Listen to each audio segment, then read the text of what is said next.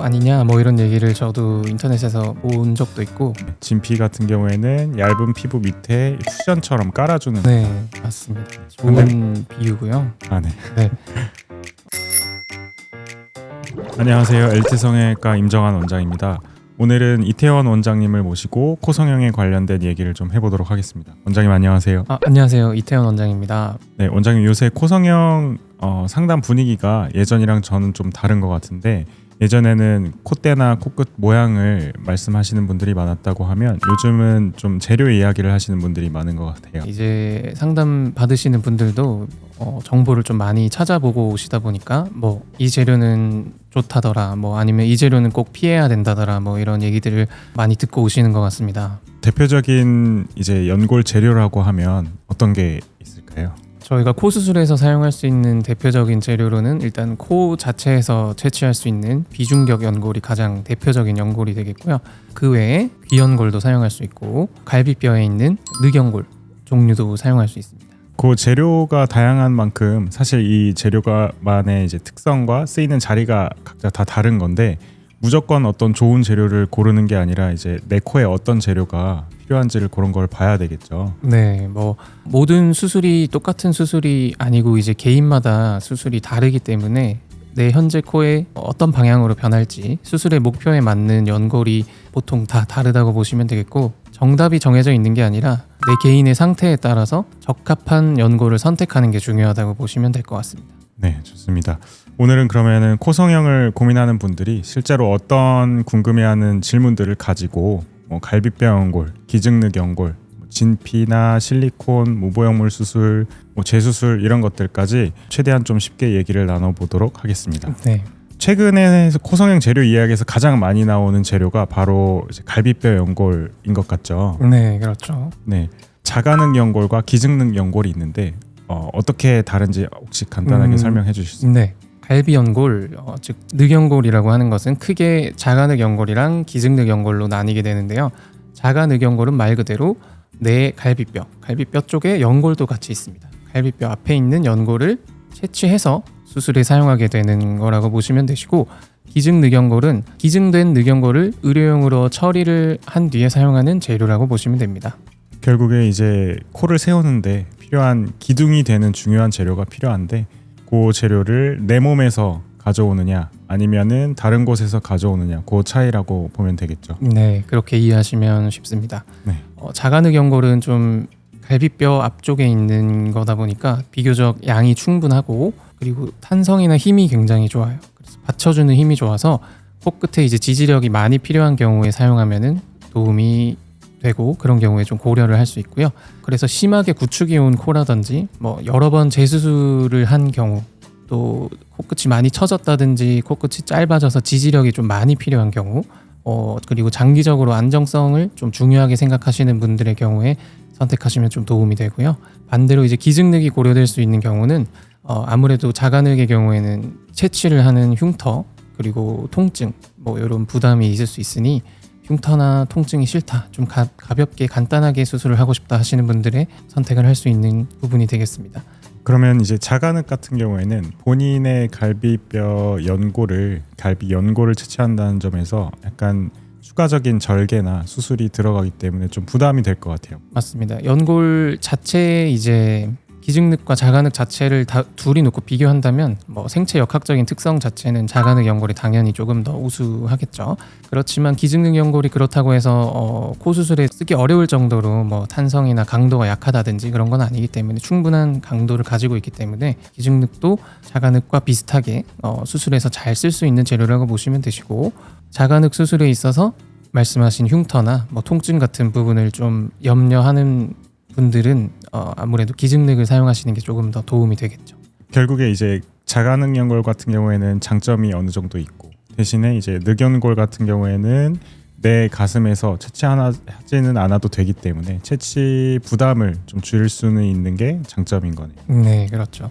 그래서 둘 중에 선택을 한다고 한다면 좀 흉터나 그런 부분을 좀 중점적으로 염두사항에 두시고, 내가 흉터도 좀 감수할 수 있는지, 아니면은 흉터나 통증이 싫고 좀 수술을 빠른 시간 안에 끝내고 싶다 하시면 기증늑도 좋은 대안이 됩니다. 결국에는 내 코가 어떤 연고를 써야 되는지 그런 것들을 상담을 통해서 장단점을 잘 파악한 후에 결정을 하고 재료의 특성이나 관리 포인트 이런 것들을 좀 알고 가면 좋겠네요. 네, 맞습니다. 그러면은 이제 기증늑 연골에 대해서 여쭤보시는 분들이 조금 있는데 이거 시체에서 시체뼈 아니냐 뭐 이런 얘기들이 좀 있어요. 그래서 기증늑 연골에 대해서 혹시 어떤 건지 조금 구체적으로 설명해 주시죠. 네, 뭐 시체뼈 아니냐 뭐 이런 얘기를 저도 인터넷에서 본 적도 있고 뭐 그런 얘기를 듣게 된다면 저도 불안할 것 같은데요. 뭐 하지만 정확히 얘기하면은 기증늑 연골은 뼈가 아니라 말 그대로 연골입니다. 조직 은행을 통해서 기증받은 늑연골을 감염성 질환도 확인하고 조직을 선별해서 뭐 여러 가지 감마선 처리나 화학 약품 처리나 멸균 뭐 이런 엄격한 과정을 거쳐서 의료용으로 처리한 재료로 이해하시면 됩니다. 이게 이제 의료용 처리가 됐다고 저도 설명은 드리는데 이제 결국에 고객님들께서 궁금해하시는 부분은 이 어쨌든 다른 사람의 조직인데 이게 내 몸에 들어가도 괜찮은 건지 뭐 염증이나 거부 반응이나 이런 특이적인 반응이 생기는 건 아닌지 궁금해하실 것 같아요. 네, 맞습니다.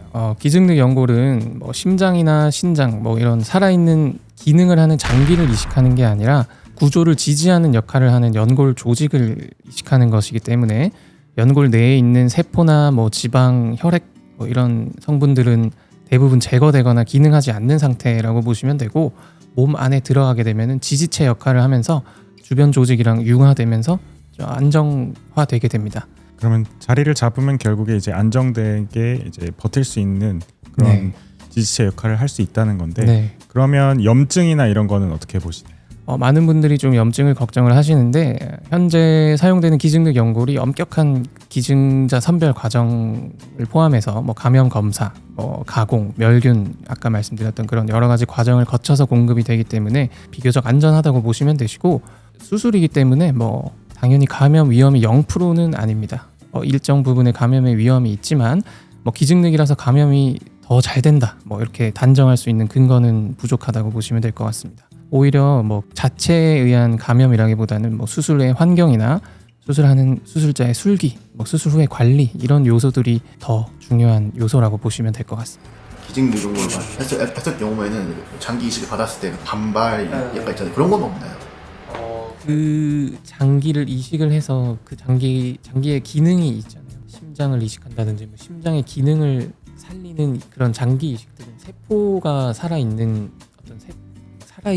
어떤 세포와 장기를 이식하는 거고 기증 늑연골 같은 경우는 연골 세포나 뭐 지방, 혈액 이런 어떤 면역 반응을 일으킬 수 있는 것들을 최대한 방사선 조사를 한다든지 화학 약품 처리를 한다든지 해가지고 그냥 연골 그 자체 구조물 뼈대만 남겨놓은 거라고 보시면 되셔서 걔네들이 어떤 치명적인 면역 반응을 일으키진 않고 약간 그래서 생착이 안 되면 일부가 그냥 녹아서 흡수되는 정도 보시면 됩니다. 그게 뭐 어떤 부작용을 일으키는 경우는 거의 없어요. 그러면은 이제 늑연골 얘기는 여기서 마치도록 하고 네. 다음으로는 또 코성형에서 흔하게 나오는 재료인 진피에 대해서 조금 얘기를 나눠보도록 네네. 하겠습니다. 진피 같은 경우에는 좀 궁금해하는 부분들이 이게 흡수가 돼서 없어지는 거 아니냐 이런 걱정을 아무래도 여러 가지 매체에서 좀 찾아보고 오시다 보니까 그런 걸 물어본 분들이 많으신 것 같아요. 흡수에 대해서 어떻게 네, 생각하시나요? 진피에 대해서도 좀 오해하고 계신 내용들이 있는데요. 진피는 피부를 구성하는 층 중에 하나라고 보시면 되시고 코성형에서 피부가 좀 얇은 부위를 보강하거나 아니면은 보형물 경계를 좀 부드럽게 완화시키거나 코끝이나 콧대 질감을 좀 자연스럽게 보완하는 그런 목적으로 사용할 수 있습니다. 결국에 아까 그 늑연골 같은 경우에는 뭔가 이제 코를 높게 세울 수 있는 지지대, 철근 같은 역할이라고 기둥 보면 같은 역할이죠. 네, 진피 같은 경우에는 얇은 피부 밑에 이렇게 쿠션처럼 깔아주는 그런 역할이라고 생각을 하시면 될 것 같습니다. 네, 맞습니다. 네, 좋은 비유고요. 아, 네. 네, 그 표현하신 대로 진피는 어떤 큰 지지력을 가지고 있는 기둥 역할을 한다기보다는 부드럽게 좀 덧대주는 완충제나 쿠션 같은 역할이라고 보시면 됩니다. 그런데 사실 문제는 이 쿠션 역할을 하는 진피가 흡수가 된다는 거잖아요. 네. 그래서 이제 궁금해하시는 것들은 이게 결국에는 나중에 볼륨이 줄어서 다 사라지는 거 아니냐 이렇게 느끼시는 것 같아요. 네, 그렇죠. 진피는 시간이 좀 지나면서 어느 정도 부피의 변화가 생길 수 있는데요. 일부 흡수되거나 아니면 조직이 자리를 잡으면서 두께나 모양, 뭐 느낌 같은 게 조금 달라질 수 있습니다. 대신에 무조건 다 흡수가 돼서 넣어봤자 뭐 원래 코 모양으로 돌아온다 이거는 아니고요. 일부가 흡수되더라도 콜라겐이나 섬유 조직 같은 내 조직으로 대체되면서 부피감을 어느 정도 유지하는 경우가 많거든요. 그래서 이제 사용한 진피의 종류나 뭐 두께, 위치, 개인의 이제 조직에 대한 반응 이런 거에 따라서 유지되는 양상은 조금 달라질 수는 있지만 완전히 없어지는 건 아니라고 보시면 될 것 같습니다. 그러니까 정리를 하면 진피는 처음 모습 그대로 100% 있는 건 아니고 고정되는 재료는 아닌데 그렇다고 무조건 흡수가 돼서 다 사라지는 그런 재료도 아니라는 네. 말씀이시죠. 두꺼운 진피를 떼서 넣는다고 하더라도 그 두꺼운 모양이 그대로 유지되지는 않고 일부 흡수가 되겠지만 어느 정도 볼륨을 가지고 보완하는 역할은 충분히 잘 해낼 수 있는 그런 재료라고 보시면 될 것 같습니다. 네, 결국 진피는 코 수술에서 이렇게 주된 재료라기보다는 좀 부재료 역할로 보시면 될 것 같네요. 네, 맞습니다. 지지력이나 큰 높이 변화가 필요하면 연골이나 뭐 다른 구조적인 재료가 필요할 것이고 그런 게 아니라 필요한 위치에 적절한 볼륨감을 주기 위해서 쓰는 재료로 도움이 된다. 뭐 이렇게 알고 계시면 될 것 같습니다. 네, 그렇게 정리하면 될 것 같습니다. 네. 진피가 흡수되는 것까지 예상하시고 수술을 하시게 될까요? 아니면은 수술 끝난 상태를 최고점이라고 생각하시고 수술을 하시게 될까요? 진피가 사용되는 상황에 따라 좀 다를 것 같은데 그래서 보통 저는 진피를 메인으로 좀 볼륨감을 메인의 재료로 쓰지는 않고 보통 좀 일부가 울퉁불퉁한 모양이 생기거나 약간 모양을 다듬어야 되는 재수술 같은 경우에서 좀 보완하는 재료로 좀 많이 쓰는 편이라고 보시면 될 것 같습니다. 그래서 흡수율이 다르고 어느 정도나 흡수될지 예상하기가 힘들기 때문에 어느 정도는 볼륨감이 있는 채로 수술을 마무리하는 게 필요하긴 한데 또 너무 과하게 볼륨을 줘버려서 과하게 생착이 된다면 또 그것 또한 문제가 될 수 있기 때문에 저는 볼륨을 주는 메인 재료로는 사용은 하진 않고 좀 부재료 정도로 사용한다고 보시면 될 것 같습니다. 저도 마찬가지로 볼륨의 감소는 피할 수 없는 부분이기 때문에 약간의 과교정은 필요하다고 생각을 하는데 문제는 이제 그거를 정말 볼륨이 많이 필요한 그런 부분에 사용을 하느냐 아니면은 울퉁불퉁한 뭐 그런 라인이나 이런 걸 정리를 위해서 좀 다듬는 정도, 부재료 정도로 사용하느냐 그 정도의 차이인 것 같습니다. 그래서 적절한 위치에 적절한 목적을 가지고 사용을 하면 약간의 과교정을 하고 볼륨이 감소하는 거를 피할 수는 없어도 충분히 좋은 결과를 낼 수 있다고 생각합니다. 그러면 이제 진피에 대한 얘기를 마무리하도록 하고 다음은 이제 많이들 궁금해하시는 실리콘 비침 현상에 대해서 조금 얘기를 나눠볼까 합니다. 특히나 이제 피부가 얇다고 느끼시는 분들 그런 네. 분들은 수술하고 나서 실리콘이나 보형물, 뭐 연골 이런 것들이 비치지 않을까 고민하시는 분들이 많은데요. 네, 피부가 얇으면 보형물 윤곽이 조금 더 잘 드러날 수가 있다고 보시면 될 것 같습니다. 특히 이제 코끝이 아니라 콧대 피부가 좀 얇은 경우가 많고 그런 경우에 이전에 수술을 했던 분들 같은 경우는 수술로 조직이 더 얇아지는 경우가 또 흔한 것 같습니다. 그런 경우에 다시 보형물을 넣게 되면은 좀 과하게 보형물을 넣게 되면은 경계가 도드라지고 좀 너무 높게 보이는 그런 가능성이 늘어나기 때문에 좀 신중하게 높이를 설정을 해야 합니다. 쉽게 말하면 피부가 얇을수록 그 안쪽 재료의 윤곽이나 이런 것들이 비쳐서 겉으로 드러나 보이는 도드라져 보일 수 있다는 그런 거죠. 네, 그렇죠. 그래서 실리콘을 보형물을 사용을 할 때 코 피부의 두께나 탄력 이런 것까지 고려를 해서 적당한 높이의 보형물을 사용을 하는 게 중요하다고 보시면 될 것 같습니다. 그럼 정리하자면 피부가 얇은 경우에는 이제 무리하게 보형물을 사용해서 높이거나 하는 것은 비침이나 이런 현상이 발생할 수 있어서 좋지는 않고 네. 보형물 높이나 경계 이런 것들을 잘 파악을 하고 적절한 수순으로 조절을 하면 그런 이제 비침 현상이나 이런 것들은 너무 걱정하지 않으셔도 될 것 네, 같다고 맞습니다. 생각합니다. 그러면은 다음 주제로 넘어가 보겠습니다. 무보형물 코 수술인데요. 요즘 이제 실리콘 이제 재료에 대한 뭐 구축이라던가 이런 부작용들을 알고 오시는 분들은 무보형물 코 수술을 원하시는 분들도 꽤 많으신 것 같아요. 네. 사실 근데 무보형이라는 얘기를 들으면 보형물이 들어가지 않기 때문에 더 안전하고 더 좋은 수술 같은데 어떤 차이가 있을까요?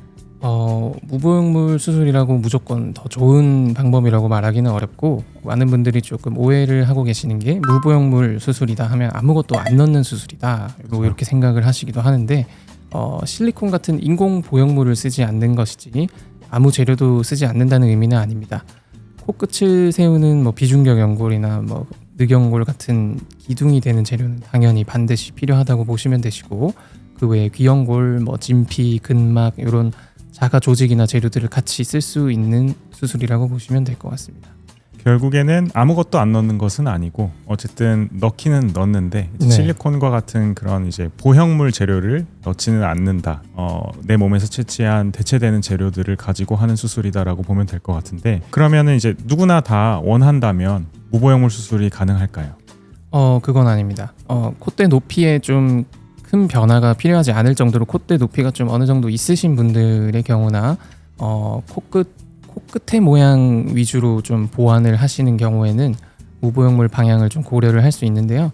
그 반대로 이제 콧대가 좀 많이 낮아서 좀 높여야 될 양이 꽤 있는 경우, 그리고 코끝을 포함해서 전체적인 높이 변화가 좀 많이 필요한 경우에는 그 보형물 없이는 좀 적절하고 예쁜 라인을 만들기가 어렵기 때문에 무보형물 수술로는 한계가 좀 있을 수 있습니다. 고객님들이 이제 많이 꺼내시는 얘기가 자연스럽게 높은 코가 될 수 있냐, 어떻게 보면은 약간은 상반되는 얘기긴 하잖아요. 자연스러운데 높은 코, 네. 그런 것들을 이제 무보형물로 그러면 내가 가능한 코냐, 이런 것들을 궁금해하시는 분들이 좀 계시더라고요.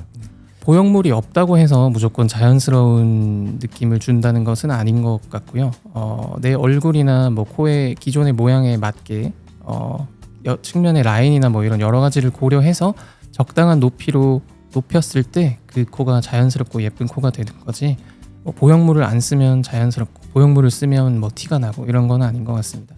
그래서 이제 무보형물 상담을 오시는 분들께는 무보형물로 가능한 변화와 뭐 한계 뭐 이런 걸 좀 같이 말씀을 드리는 편입니다.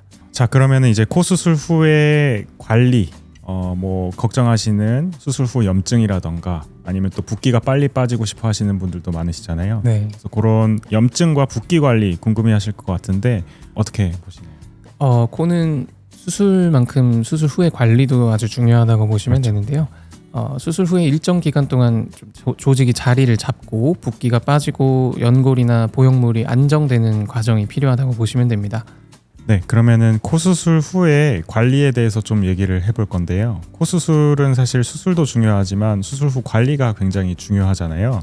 뭐 하면 안 되는 거라든지 관리를 어떻게 하면 좋은지 그런 것들에 대해서 원장님이 얘기해 주시고 싶으신 게 있으시면 네. 부탁드립니다. 코는 수술 후에 이제 일정 기간 동안 조직이 자리 잡고 붓기가 빠지고 연골이나 보형물이 좀 안정화되는 과정이 필요하기 때문에 수술 후에 가장 중요한 건 이제 코에 압박이나 충격을 주지 않는 게 중요하다고 보시면 될 것 같습니다. 수술하고 한 달 정도는 코를 세게 만지거나 뭐 입을 좀 크게 벌리고 웃거나 과한 표정을 짓는 것도 코의 모양을 좀 틀어지게 할 수 있는 요인이 되기 때문에 조금 주의하시는 게 좋고요. 그 외에 엎드려 자거나 부딪히는 건 당연히 조심을 해야 될 거고, 또 중요한 게 코 푸는 걸 한 달 정도는 좀 자제를 하셔야 됩니다.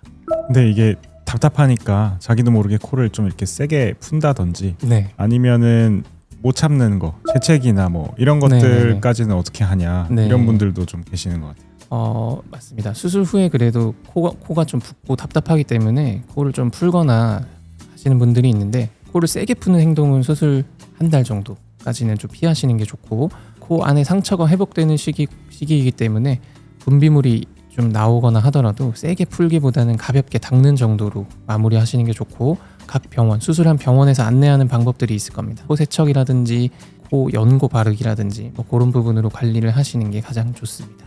저는 재채기 관련해서도 여러 질문을 좀 자주 받았는데 네. 사실 이게 참을 수가 없는 거고, 네네. 억지로 이렇게 또 참으려고 하면 코를 이렇게 막고 네. 그 우리 비강이나 이런데 압력이 확 높아질 수가 있잖아요. 네. 그래서 저는 참기보다는 그냥 자연스럽게 그냥 네. 그런 것까지는 너무 스트레스 받지 말고 그냥 하라고 하거든요. 네. 원장님은 어떻게 설명하시나요? 재채기 같은 경우는 말씀하신 것처럼 참을 수 없는 인체의 반응이기 때문에, 대신에 순간적으로 코랑 목 쪽에 압력이 굉장히 올라가기 때문에 강제로 막으면 오히려 더 압력이 올라가고 부을 수가 있기 때문에 자연스럽게 재채기는 하시라고 말씀드립니다. 이제 어쨌든 코에 외력이나 이런 거 가해지지 않게 조심하고 코를 세게 푼다든지 이런 것을 한 달 정도 주의하면 된다라고 네. 정리를 하면 될 것 같고, 그거 외에 이제 재료와도 좀 일맥상통한 얘기인데, 어떤 이제 몸에 재료를 썼기 때문에 염증이나 이런 게 생길까봐 좀 무섭다고 하시는 분들이 많아요. 그래서 붓기, 염증 이런 거에 대한 얘기를 좀 해보겠습니다. 네, 맞습니다. 특히 보형물이나 연골 재료를 사용한 경우에는 좀 염증을 일으키는 거 아닌가 뭐 이런 걱정이 크실 수밖에 없죠. 그래서 보통 좀 특별한 염증을 줄이는 비법이나 뭐 이런 게 있다고 생각하시는 분들이 있는데, 맞습니다. 기본이 가장 중요하다고 보시면 될 것 같습니다. 네. 수술 전에 컨디션이 좀 중요하고요. 감기나 코 주변 피부에 여드름 같은 염증이 좀 심하게 있는 경우, 아니면은 구강 주변에 감염 증상이 있으면은 의료진께 미리 알리는 것이 중요하고, 수술 후에도 손으로 좀 코를 자주 만진다든지 그런 거를 좀 피해야 되겠고, 약을 안내에 맞게 잘 복용을 하시고 병원에서 안내받은 소독이나 세척 방법을 잘 지켜주시는 게 중요하다고 보시면 될 것 같습니다. 맞습니다. 그러니까 결국에 이제 뭐 특별한 뭐 붓기나 염증을 예방하는 약이나 뭐 음식을 뭐 먹는다든지 그런 걸 네. 뭔가를 더 한다기보다는 그냥 감염이 생길 만한 상황을 최대한 안 만드는 게 먼저고, 뭐 음주나 흡연, 그렇죠. 무리한 운동, 특히 뭐 사우나 뭐 이런 회복에 좀 부담을 줄 만한 행동도 보통은 저희 한 달 정도 피하라고 네네. 말씀을 드리죠. 염증이 만약에 의심될 때, 보통 우리 염증이 의심된다고 하면은 빨갛게 변하고 붓고 이제 만졌을 때 통증이 있고 이런 것들을 생각할 수가 있는데요. 이런 것들이 의심될 때는 집에서 좀 봐도 될까요? 아니면 어떻게 할까요? 붓기나 통증이 갑자기 심해지거나 말씀하신 것처럼 열감이 느껴진다든지 분비물이 좀 과하게 나온다든지 이상한 냄새가 느껴진다든지 좀 붉어짐이 좀 심해진다든지 만졌을 때 열감이 느껴진다든지 뭐 이런 증상들은 바로 병원에 좀 문의를 하시는 게 좋습니다. 그러면 붓기는 빼려면은 기본적인 것들이 어떤 것들이 있을까요? 붓기를 좀 최대한 빨리 빼기 위해서는 수술 초기에 병원에서 안내받은 방식들이 있을 겁니다. 그 방식대로 냉찜질을 좀 잘 해주시고, 상체, 머리를 우리 심장 높이보다 높게 유지하는 것이 붓기를 좀 빨리 빼는 데 도움이 되고요. 그리고 가볍게 산책하는 것도 도움이 됩니다. 결국에는 뭐 특별한 비법이 있다기보다는 기본적인 안내받은 관리를 잘 지키는 게 제일 좋을 것 같습니다. 네, 맞습니다. 기본적인 관리가 가장 중요하다고 보시면 될 것 같습니다. 이 정도까지는 병원을 안 와도 괜찮다라고 말할 수 있는 어떤 게 있을까요? 수술 사실 직후부터는 계속 붓기는 있는 거고, 시간이 가야 어느 정도 빠지는 부분이 있어서 단순히 이제 부어 있고 수술 초기, 수술 후 초기에 통증이 있다고 해서 바로 병원에 오셔야 되거나 그러지는 않을 것 같은데, 이제 어느 정도 뭐 한 달 이상 이렇게 자리 잡아서 통증이나 붓기나 이런 것들이 호전돼 있는데 갑자기 다시 붓는다든지 열감이 느껴지고 통증이 생긴다든지 그런 변화가 있으면은 염증이나 이런 것들 의심하에 병원에 좀 오셔서 필요하면 뭐 항생제를 좀 복용하신다든지 그런 게 좋을 것 같습니다. 오늘은 이제 코 성형에 대해서 재료부터 이제 수술 후 회복의 관리 뭐 이런 것들까지 이야기를 해봤는데요. 원장님, 오늘 내용을 정말 간단하게 한두 마디로 정리한다고 하면 어떻게 할 수 있을까요? 코 성형은 이제 높이랑 라인만 겉으로 드러나는 것만 보는 수술이 아니라 피부의 두께나 코끝의 지지력이나 어떤 재료를 사용할 수 있나, 그리고 수술 후에 회복은 어떻게 해야 하나, 이런 것까지 종합적으로 봐야 되는 수술이라고 보시면 될 것 같습니다. 네, 결국에는 코 성형이 어떤 재료가 좋을까 이런 거보다는 내 코가 어떤 재료를 사용해서 어느 정도 목표치를 가지고 만드는 게 적합한가, 이런 것들을 상담을 통해서 먼저 확인을 하는 게 중요할 것 같고요. 코 성형을 고민하고 계신다면 진료와 상담을 통해서 내 코 상태를 먼저 확인해 보시는 게 더 중요할 것 같습니다. 네, 맞습니다. 정해진 답이 있지는 않습니다. 내 코에 맞는 재료, 그거를 종합적으로 고려를 해서 판단에 도움을 줄 수 있는 숙련된 의료진과 상담을 하시는 게 좋은 방향이 될 것 같습니다. 네, 정리 감사합니다. 오늘 함께 해주신 이태원 원장님, 좋은 말씀 많이 해주셔서 감사합니다. 네, 감사합니다. 네, 지금까지 엘리트 성형외과 임정환 원장이었습니다. 네, 이태원 원장이었습니다. 네, 시청해주셔서 감사합니다. 감사합니다.